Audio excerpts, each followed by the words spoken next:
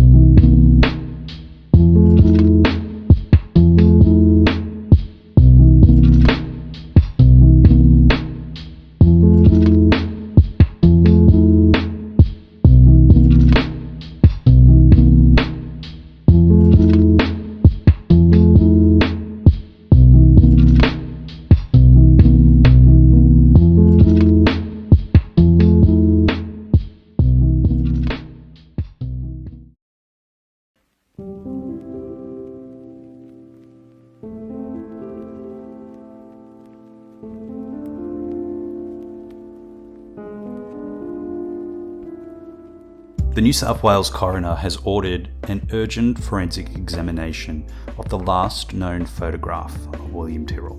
The New South Wales police admitted to confusion as to when the widely circulated image was taken.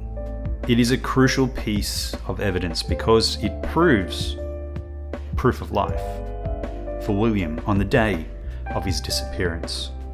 The State Coroner, Gerard Craddock, said in his opening statement that the photograph was taken at 9:37 a.m, adding, "That is the time of which we can be certain." However, the metadata states that that is the corrected time, not the created time.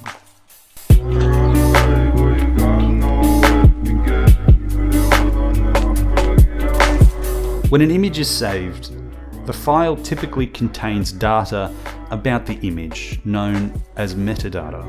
There are more than 460 metadata tags within the exchangeable image file format for digital still cameras, which is EXIF 2.3. The specification helps cameras use formats that can be exchangeable between devices. For example, ensuring an iPhone photo appears correctly on a Samsung device. Tags can include image size, location data, a smaller thumbnail, and even the make and model of the camera. Although metadata has never been used in isolation on a forensic case, authenticating an image to ensure it hasn't been modified and upholding the chain of custody is increasingly important to police. In the case of William Tyrrell, we have been led to believe that the photo was taken at 9:37 a.m. At 10:57 a.m, the foster mother called 000. Deputy State Coroner Harriet Graham has told the court that they need to investigate. If the created time is correct, the 12th of the 9th, 2014, at 7:39 a.m, which, if you take into consideration an error with the camera, whether it is following daylight savings times or not, or a different time zone, shouldn't the minutes be identical? Even the seconds? The new timeline would be as follows. William and his sister were playing on the veranda at 7:39 a.m.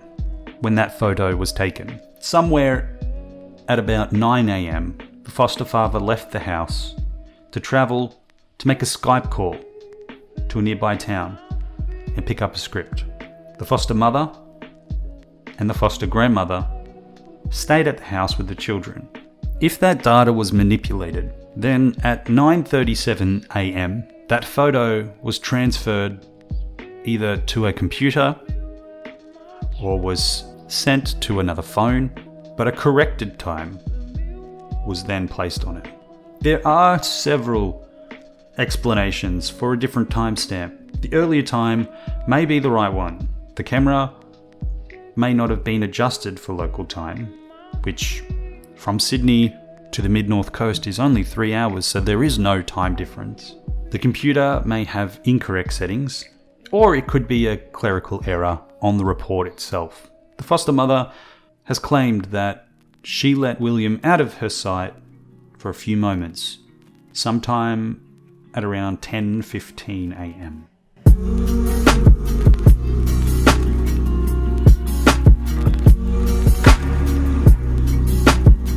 In a book titled Adobe Photoshop Lightroom 2, A Digital Photographer's Guide, Volume 2, there is a section on editing the captured time. There are 3 options for adjusting the time. Select the one you want to use from the type of adjustment section of the dialog box. The fields in the new time section of the dialog box show you both times, the original time, the current capture time, and the corrected time, what the time will be if you make the correction. I'm not one for conspiracy theories or conspiracies in general. I can see how the original time could have been the time the photo was taken, and the corrected time could be thereafter. The original time, it was before the claims of when this photo was taken. I, like you, will be waiting with bated breath to see the outcome of this investigation, especially with the metadata probe on the photo. Proof of life is very important. It's important to get right, especially in this case, as 7:39 a.m. and 10:57 a.m. when the foster mother finally called 000 is a long time. 9:37 a.m. to 10:57 a.m. is not a long time. That is understandable.